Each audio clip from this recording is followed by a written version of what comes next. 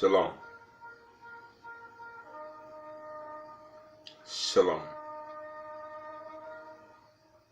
We are in Hebrews.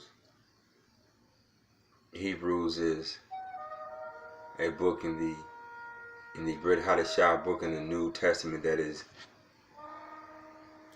such a teacher.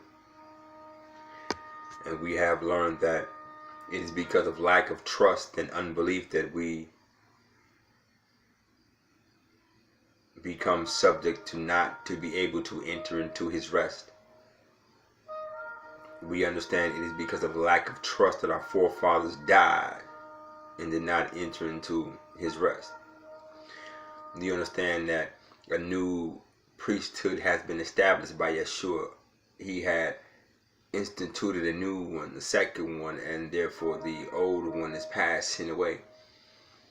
We understand that it is the word that lead and guide in all truth. We understand that the word is quick and powerful and sharper than any two-edged sword, and pierces even to the dividing of sunder soul and spirit, cuts right through to where the soul meets the spirit and the bone meets the marrow. Hebrews is a book that is such a teacher. Please read it for yourself slowly. Yeah, we shall continue. We understand that it's through trusting that the account of Abraham, his account in heaven, was accredited to him as righteous because of his trusting. And that's where we shall continue. Hebrews chapter 11, verse 1. Keep trusting. Keep trusting. Keep trusting. You must trust that what he says is true. You must trust that what he says in the Torah is true. You must trust him. You must trust. In order to obey him and live holy, you must trust him. How can one even attempt to live holy and obey and live right and live and run and resist sin if they don't trust Yah? You must trust.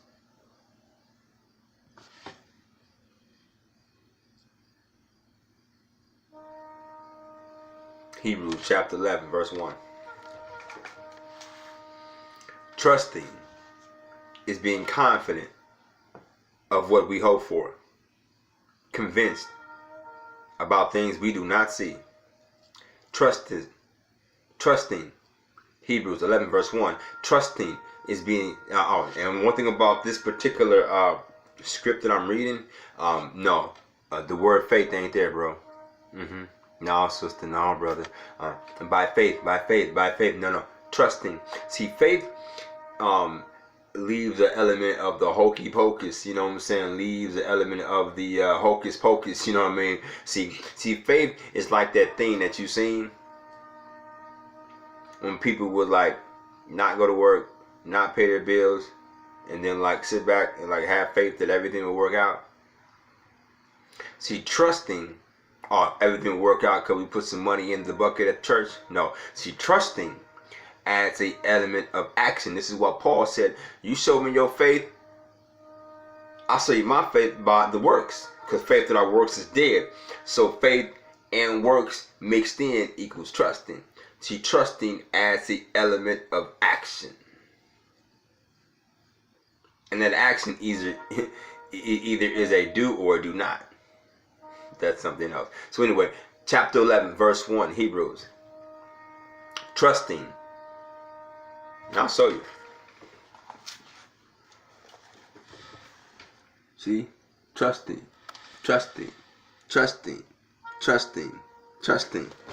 Now, bro, this book don't say faith. It say trusting. That's the proper word. Have that understanding. It's trusting.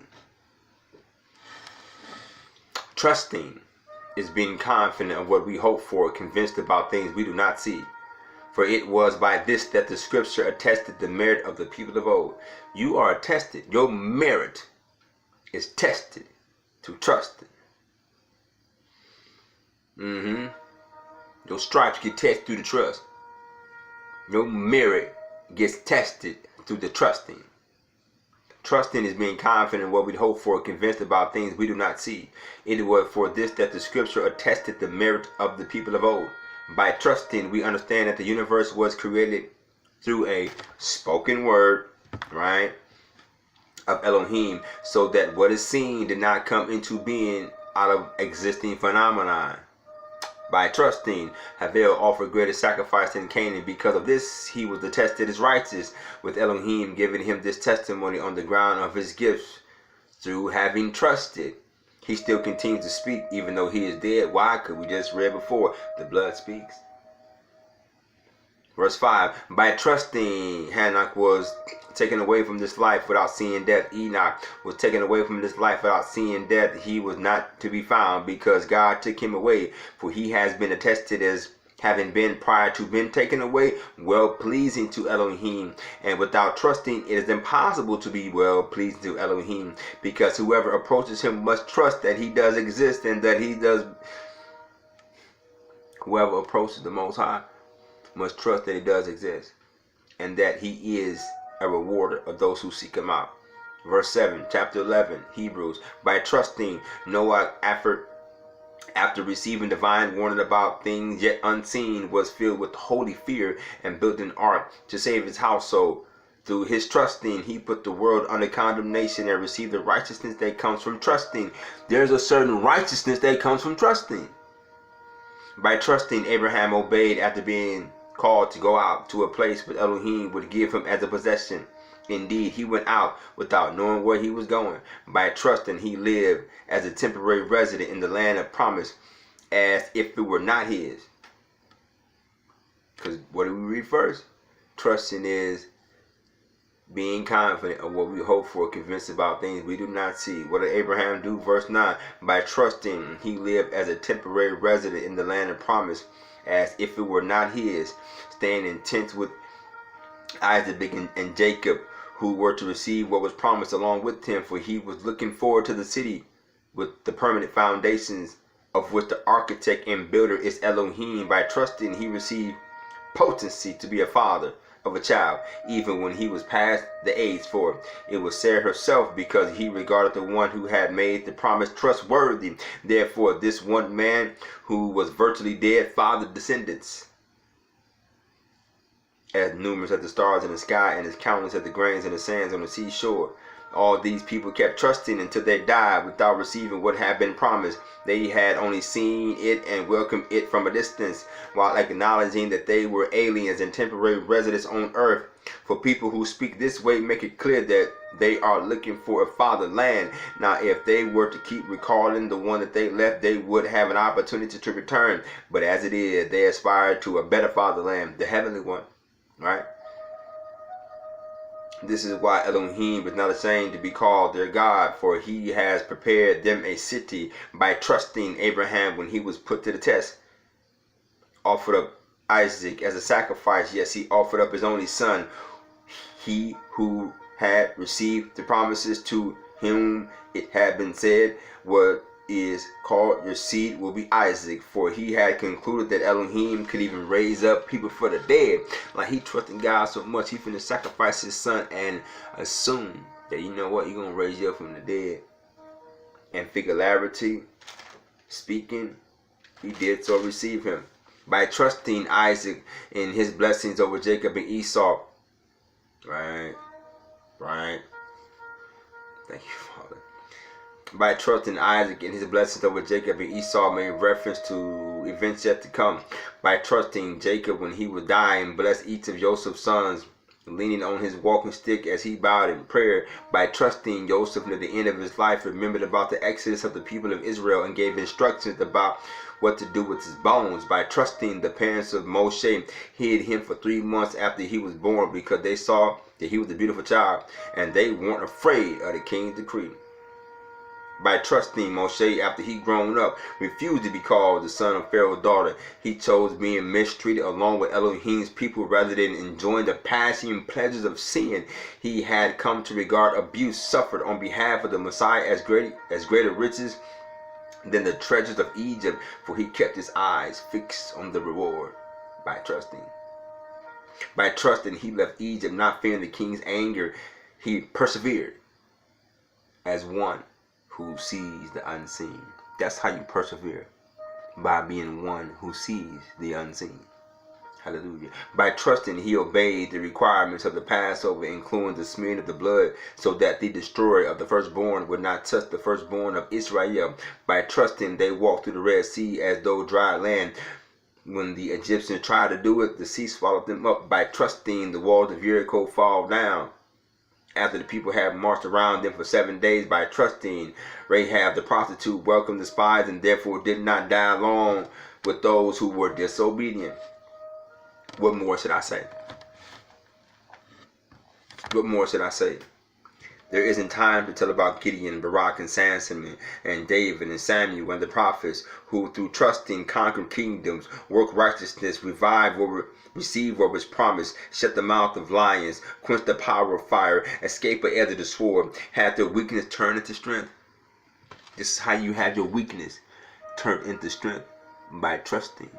Have your weakness turned into strength by trusting. Have your weakness turned into strength.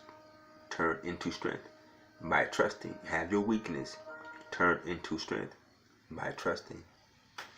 Those who have ears, hear. They shut the mouth of lions, quench the power of fire, escaped the edge of the sword, had their weaknesses turned into strength, grew mighty in battle, and routed foreign armies. Women received back their dead, resurrected. Other people were stretched on a rack and beaten to death, refusing to be ransomed so that they would gain a better resurrection. Others underwent trials of being mocked and whipped and then chained and imprisoned. They were stoned and sawed in two and murdered by the sword. They went about clothed in sheepskins and goatskins, destitute and persecuted and mistreated, wandered about in deserts and mountains, living in caves and holes in the ground. The world was not worthy of them. All these had their merit attested through trusting. And nevertheless, they did not receive what had been promised. Because Elohim had planned something better that would involve us. So that only with us would all this be brought to the goal.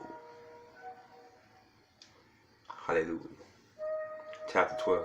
Verse 1. So then, we are surrounded by such a great cloud of witnesses. Let us too put aside every impediment, that is, the sin which easily hampers our forward movement, and keep running with endurance in the contest set before us, looking away to the initiator and completer of that trusting, Yeshua. He is the initiator and the completer of the trusting, Yeshua.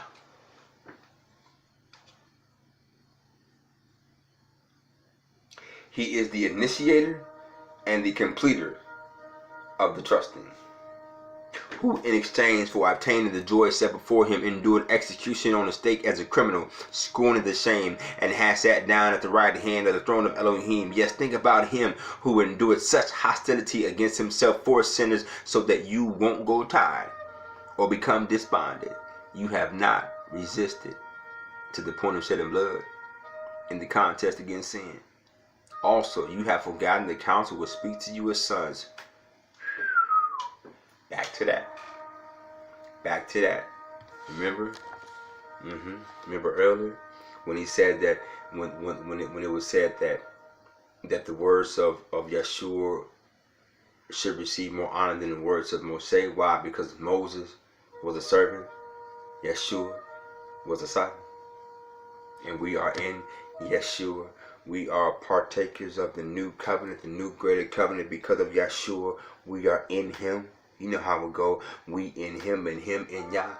This is why that we are counted as righteous, because we are in him. Not any works that we have done or can do. Our best works for the kingdom is still counted as filthy rags, menstrual rags.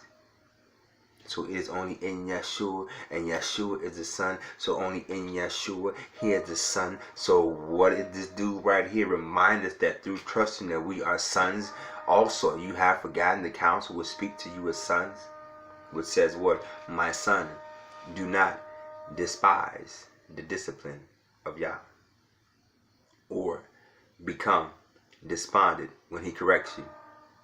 For Yah discipline those that he loves, and whips everyone he accepts as a son.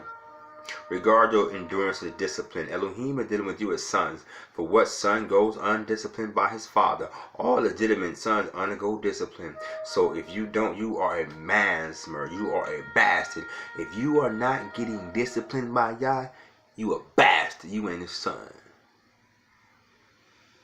If you ain't undergoing discipline, if the Most High ain't pulling out that belt on you from time to time, you are not his child. You a bastard. Don't ever forget that. But if you're getting that belt, if you're getting that whipping by the Father, you're a son. Just take the pain. We're going to read about it a little bit more. Regard your endurance as discipline. Elohim is dealing with you as sons. For what son goes undisciplined by his father? All legitimate children undergo discipline. So if you don't, you are a bastard, not a son. Furthermore, we have physical fathers who disciplined us, and we respected them. How much more should we submit to our spiritual father and live? For they disciplined us only for a short time and only as best as they could, but he disciplined us in a way that provides genuine benefit to us and enables us to share in his holiness. See, the discipline enables us to share in his holiness, right? Because that's what that belt do, right? Get you back on the right track of holiness. Why? Because the highway is called holiness. There is a way, a highway that they will come, and the name of that highway is called holiness. See, that belt, that discipline upon our lives, gets us back on the way, the narrow path. It is called sometimes the highway of what holiness it is called. And it is that belt of discipline that does that to the sons, to the children. Now, all discipline, while it is happening, does indeed seem painful, not enjoyable, but for those who have been trained by it, it later produces a peaceful fruit, which is righteousness. So, strengthen your drooping arms and steady your tottering knees and make a level path for your feet, so that what has been injured will not get wrenched out of joint, but rather be healed. Let the discipline heal what needs to be healed. Hallelujah.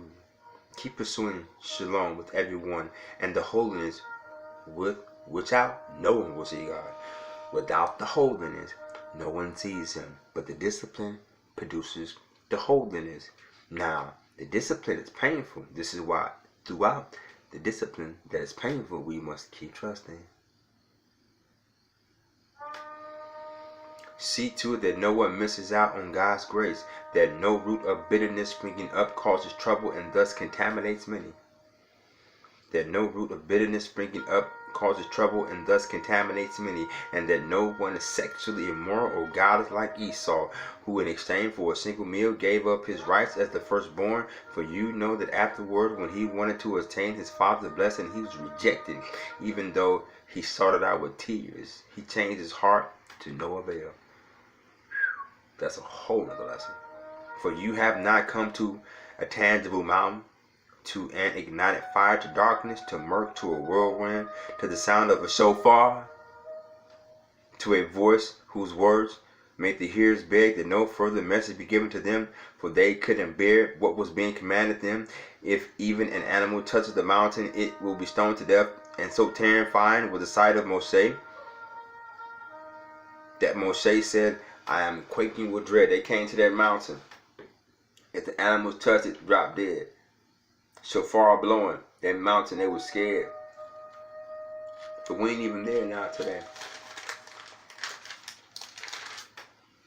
On the contrary, you have come to Mount Zion, that is, the city of the living God, heavenly Jerusalem, to myriads of angels in festive assembly, to a community of the firstborn whose names have been recorded in heaven, to a judge who is Elohim over everyone, to spirits of righteous people who have been brought to the goal, to the mediator of a new covenant, Yeshua, and to the sprinkled blood that speaks better things than that of Havel.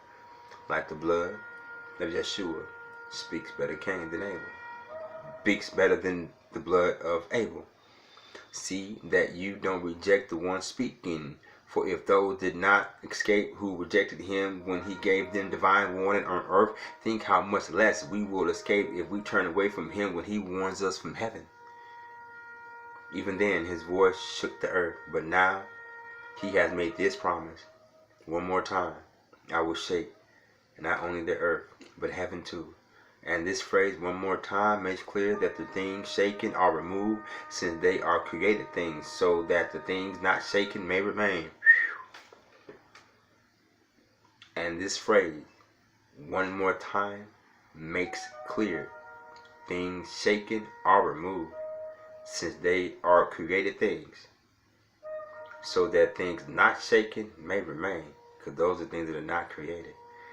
Therefore, since we have received an unshakable kingdom, right, let us have grace through which we may offer service that will please Elohim with reverence and fear. For indeed, our God is a consuming fire.